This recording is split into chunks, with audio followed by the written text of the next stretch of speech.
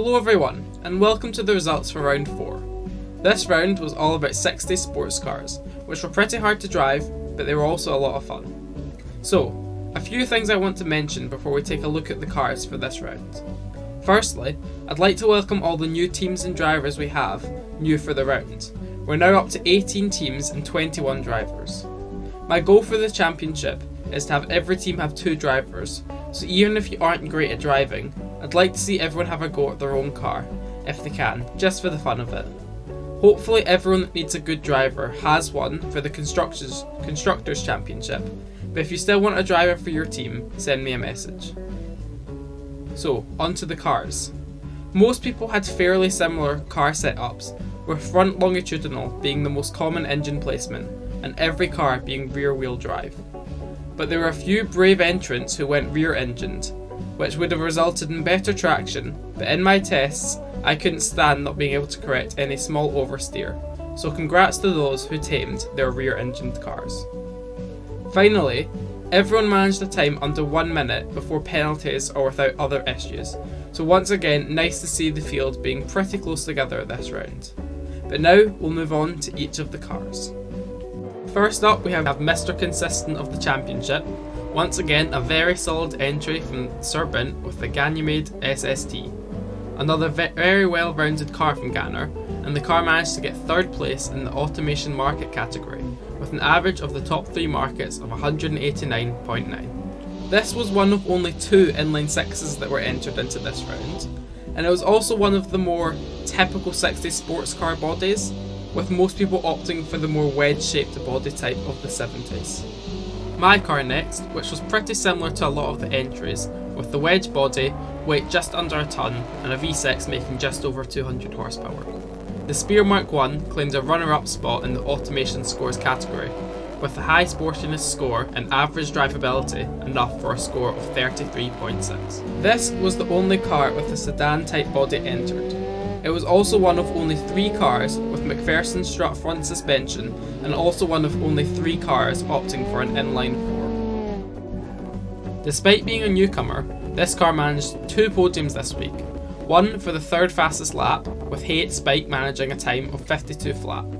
The car was also the sportiest according to Automation, which helped it to 3rd in the Automation Scores category, with an average of 43.1. This was one of the craziest entries this week. It was the heaviest car of the round, but that didn't matter as the car had a 5 litre V8 which made the top power this week of 283 horsepower. But the brute force technique worked, with the car coming 2nd in the autocross lap times with a 51.9. Up next, we have the only 4-seater car entered into the round, and it was also the only car to not go with double wishbone rear suspension, instead opting for a semi-trailing arm setup.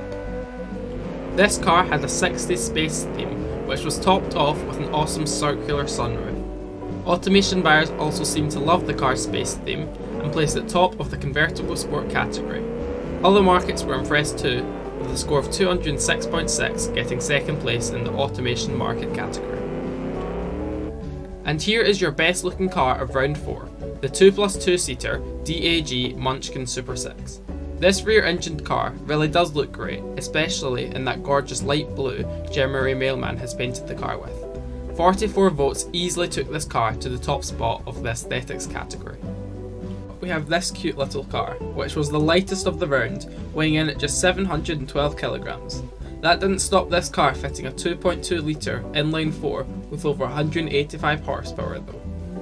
Another beautiful car from Exage, but this time the top spot eludes him, as his entry takes 2nd place in the aesthetics category with 30 votes. Don't be fooled by the cute looks though.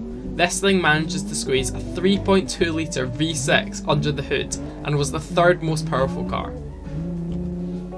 Now we have the lowest revving car of the round, redlining at just 5,500 RPM.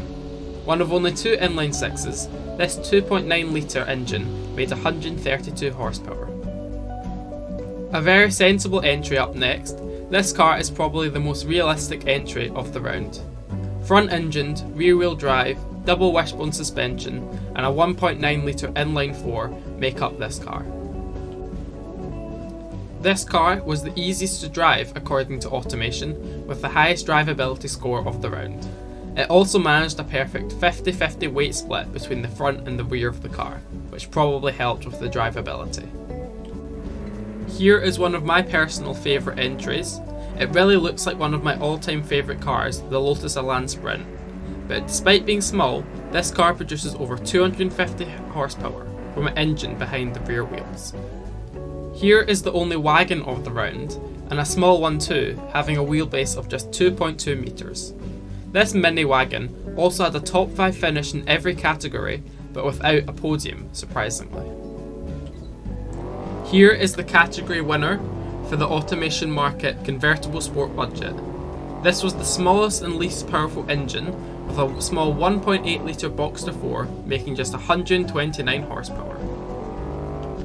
But finally, we have our winner of round 4, and of course once again it is Smoon Smithy. But this week was unbelievable from him. Not only did he get a podium in every single category, he won 3 of them and came 3rd in the other.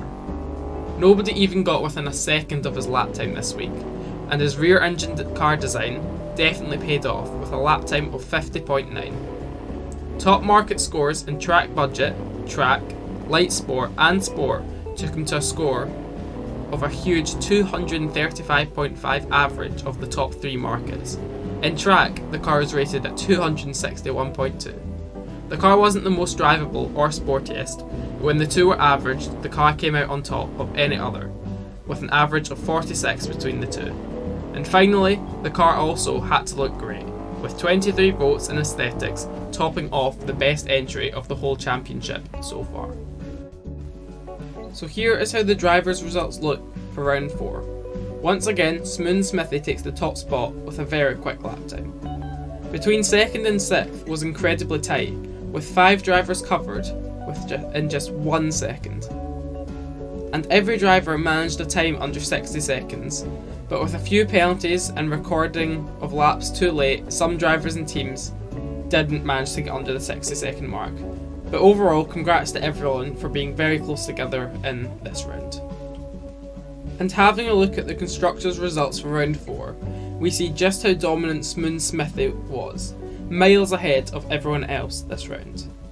I feel very silly saying that his score of 76 in round 2 wouldn't be beaten, but he managed a huge 92 out of 100 possible points, and even with the old scoring system, it still would have been 90.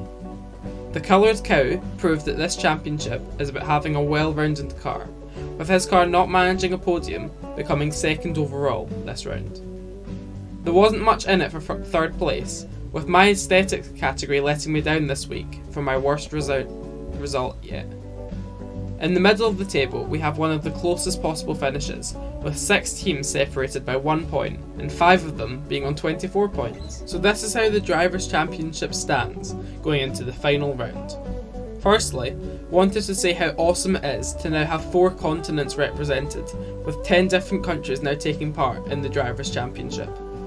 Smoon Smithy has things pretty wrapped up for the Drivers' title for Season 1, with an 8th place finish good enough to crown him champion no matter what else happens. However, the 2nd place battle is incredibly close between GamerMe and myself, with me being just 5 points behind. Will I be able to steal the runners-up medal from GamerMe?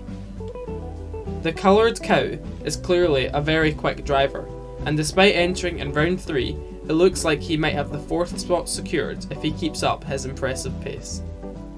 The battle for 5th is going to be tight, with Dreamer Motors and Abe Math suffering a penalty for this round, which leaves the 2nd Thistle driver, AC3D Prince, looking to fight till the end for 5th place. And maybe Razarza and Hate Spike might be in with an outside shot too, if they showed their pace, as new entrants in round 4. And finally, the battle for 10th place spot looks like it could be a very close fight between Oliver the Hovervan, Serbin and Mechterlo. Now moving on to the Constructors' Championship table, going into the final round. Once again, it looks like Smoon Smithy has things wrapped up here, with just 29 points guaranteeing him the title for Season 1. Ganner and Suniro Racing both once again close the gap to Thistle in 3rd. Do Thistle have what it takes to fight them off both to finish in second. But the battle for third might prove to be the one to watch, with NMA having an outsider's chance at stealing the final podium position away from either Ganner or Sanjiro Racing. The battle for 6th also looks very exciting. 5 teams separated by just 16 points. This will be a battle to keep an eye out for. Will Ferdinand PV keep up their good form, or will one of the other teams push for an excellent final round to finish in that 6th place spot? DAG and Extra Motors both had excellent rounds this week, and they will both be targeting a strong final round to try and get that 11th place spot. It's going to be really exciting all around the table going into the final round. Now, one last thing. I realise that the Drivers' Championship isn't completely representative of who is the fastest, so from now on, each round the fastest car will be left in the description of the results video for everyone to try around the same track for the round and following all the same rules. This won't be for points, rather just a fun little competition to find out who the fastest drivers in the championship really are. Make sure you follow all the same rules and send your laps to me by Friday 12 AM midnight British summertime. But that is all. Thank you to everyone for taking part and listening, and thank you to GamerMe once again for making this video, and good luck to everyone going into the final round.